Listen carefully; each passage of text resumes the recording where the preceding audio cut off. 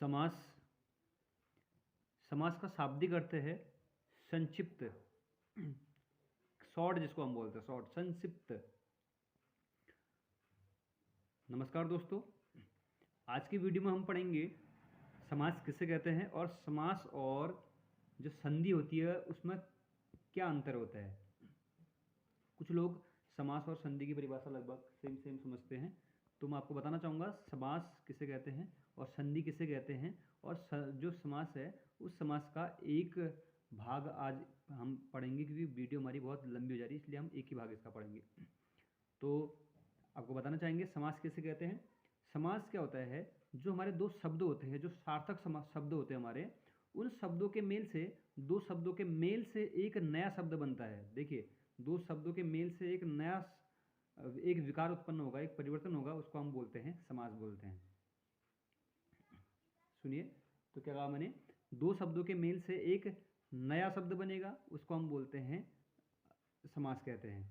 वैसे समास का शाब्दिक जो अर्थ होता है वो होता है संक्षिप्त, शॉर्ट, है ना। और संधि में क्या होता है, संधि में शब्द नहीं मिलते हैं, वहाँ पर जो दो हमारे जो वर्ण होते हैं, दो वर्णों के मेल से जो एक नया विकार उत्पन्न होगा, एक परिवर्तन होगा या एक बदलाव उत्पन्न होगा, तो उसको हम बोलेंगे संधि बोलेंगे। संधि और समास में बस इतना ही अंतर है कि संधि में जो वर्ण होते हैं वो मिलते हैं, उससे एक नया शब्द, नया विकार उत्पन्न होता है। और समास में दो शब्दों के मेल से एक नया विकार उत्पन्न होगा, एक बदलाव आएगा, उसको हम समास बोलते हैं।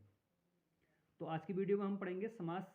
बहुत सारे प्रकार के होते हैं, लेकिन सिर्फ हम समास में जो एक ही प्रकार उसका पढ़ेंगे। तो उस प्रकार पढ़ने के लिए मैं आपको गारंटी दे रहा हूँ, अगर आपने इस वीडियो को अगर ध्यान से सुना होगा, अगर देखा होगा, तो मैं आपको गारंटी दे रहा हूँ, तो आपको सभी समास के आ जाएंगे, अच्छे से आ जाएंगे। सिर्फ मैं आपको इसमें एक ही समास के बारे में बताऊंगा।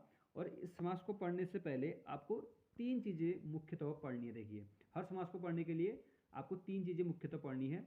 सबसे पहला है पूर्व पद, दूसरा है उत्तर पद, और तीसरा है प्रधान। अगर आपको ये दो तीन चीज़ें आ गई तो आप इजीली कोई भी समास हमारा कर लेंगे, है ना। तो समास की परिभाषा तो आपको आ चुका है कि दो शब्दों के मेल से एक नया परिवर्तन होगा, एक नया विकार उत्पन्न होगा, या फिर एक नया बदलाव होगा, उसको हम बोलेंगे समास बोलेंगे।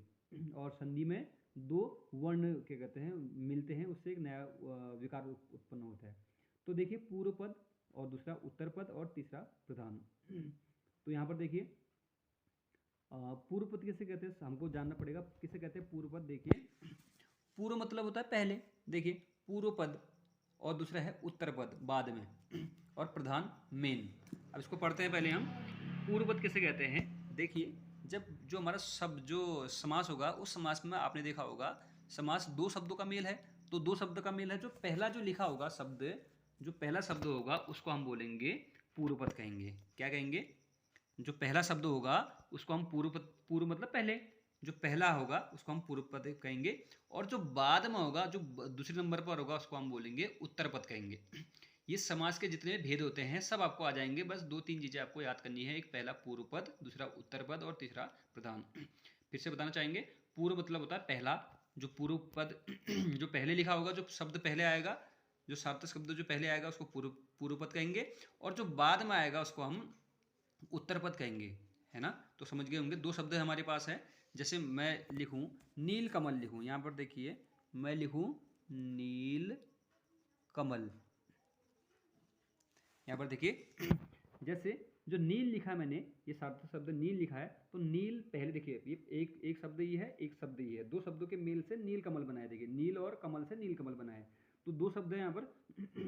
तो नील एक अलग शब्द है और कमल एक अलग शब्द है।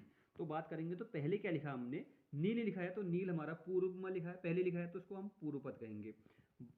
उत्तर पद जो बाद में लिखा हमने, उसको उत्तर पद क्या लिखा है बताइए, आप ही बताइए। कमल लिखा है, हाँ कमल लिखा है, तो हमारा कमल क्या हो जाएगा, उत्तर पद हो जाएगा। है ना। तो आपने ये दो चीज़ समझ गए होंगे। पूर्व पद मतलब जो पहले लिखा है, जो पहला आएगा उसको पूर्व पद कहेंगे, जो पूर्व मतलब पहले में आएगा उसको पूर्व पद कहेंगे, जैसे नील है। और जो उत्तर जो बाद में आएगा उसको हम उत्तर पद कहेंगे, जैसे कमल।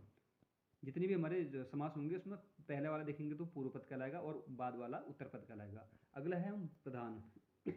अधिकांश आपने देखा होगा, देखिए आप गांव में, हम सभी गांव में रहते हैं, तो गांव में आपने एक चीज़ देखी होगी, प्रधान कहते हैं हमेशा। चुनाव भी होते हैं, हर 5 साल में चुनाव होते हैं ग्राम प्रधान के।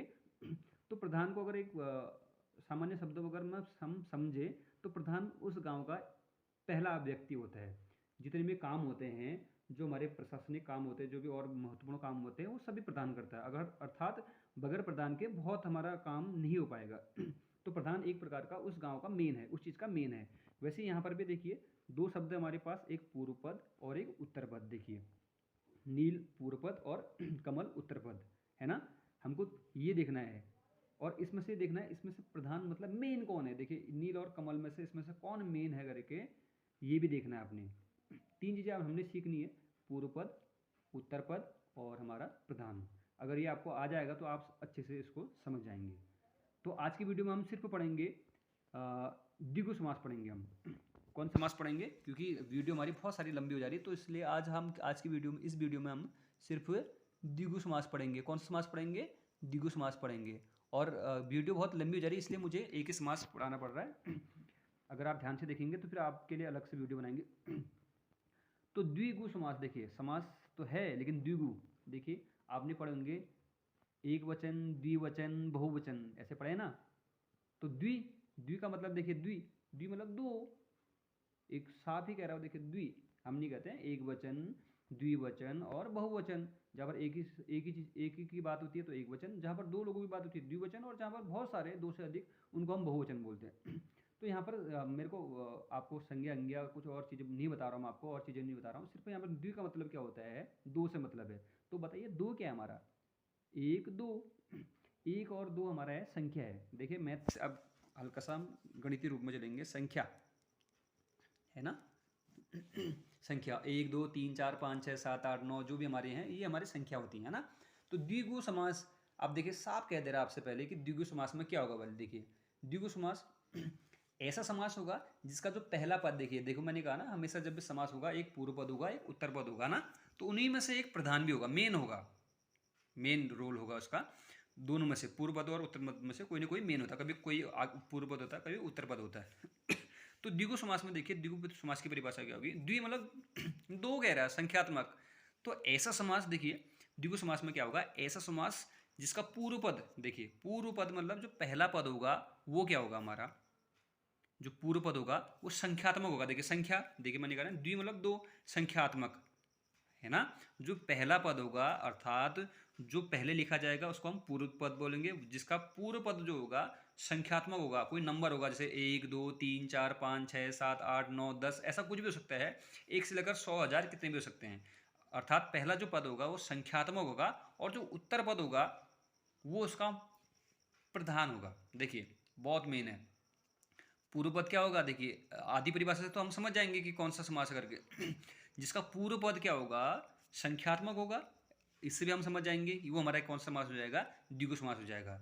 लेकिन देखिए पूर्व पद तो संख्यात्मक होगा और उसका जो उत्तर पद होगा वो प्रधान होगा। देखिए मेन होगा वो, आशा करते समझ गए होंगे। देखिए पहला पूर्व पद होगा, संख्यात्मक होगा, संख्या वाला होगा, कोई गिनती होगा, और उसका जो उत्तर पद होगा जो मेन होगा। देखिए इसमें से, देखिए इसको अभी समझेंगे हम जब हम वो उदाहरण करेंगे, तो परिभाषा आपको समझ में आ गई होगी। ऐसा समास जिसका पूर्व पद क्या होता है, संख्यात्मक होता है, और जिसका उत्तर पद क्या होता है, दूसरा पद होता है, वो क्या होता है हमारा प्रधान होता है। तो हम देखते हैं इसको। देखिए सबसे पहले देखिए पहला नंबर में आया है हमारा दो राहा। देखिए दो साफ कह रहा है, दो दो मतलब दो, टू। तो राह मतलब रास्ते। देखिए मैंने कहा ना दो रास्ते, दो राह। देखिए पहले जो पूर्व पद है, देखिए ये दो क्या है, पूर्व पद हो गया, और राह क्या है, उत्तर पद हो गया। यहाँ पर देखिए त्रिभुज, त्रि मतलब तीन, भुज मतलब भुजाएं। देखिए त्रिरत्न, त्रि मतलब तीन, रत्न आपको पता ही होगा, और नौ मतलब नौ, और रात्रि मतलब रात्रियाँ, नवरात्रियाँ। देखिए इनका सभी का जो पूर्व पद है सभी क्या है, संख्यात्मक है।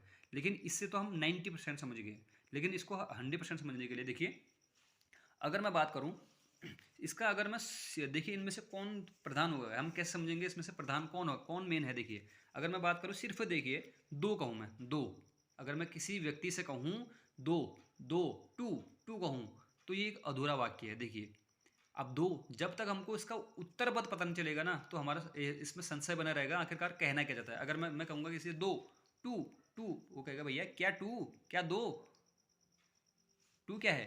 तो हम यहाँ पर दो अब देखिए, अब इसका जो मेन है उत्तर पद देखिए, दो राहा, राह मतलब रास्ते। हाँ, अब समझ में आ गया कि दो रास्ते की बात कर रहा, दो तो है क्या, महत्वपूर्ण कौन है इसमें, राह, रास्ते, दो रास्ते। यहाँ पर देखिए त्रि मतलब तीन कह रहा हूँ मैं, किसी से कह रहा हूँ मैं तीन।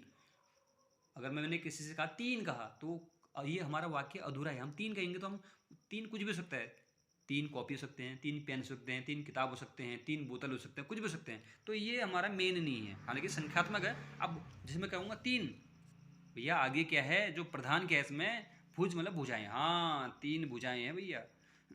अगला है त्रिरत्न, मैं कह रहा हूँ त्रि, त्रि क्या, त्रिरत्न है।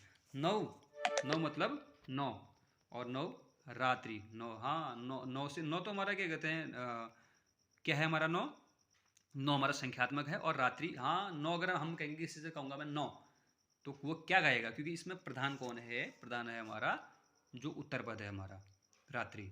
तो जितने भी हमारे देखिए, पहला पद जो होगा, पूर्व पद होगा, वो संख्यात्मक होगा, और जो उत्तर पद होगा वो हमारा अगर प्रधान होगा तो हमारा कौन सा समास कहलाएगा, हाँ वो कहलाएगा हमारा द्विगु समास कहलाएंगे। है ना। तो आपको आशा करता हूँ समझ में आ गया होगा। ये जो अभी नीलकमल लिखा है वो किसी दूसरे का लिखा है, आप ये मत समझिए नीलकमल में ये द्विगु समास है। तो ये कुछ अलग समास, वो खाली आपको उदाहरण के लिए समझाने के लिए दिया है। तो आशा करता हूँ आप समझ गए होंगे।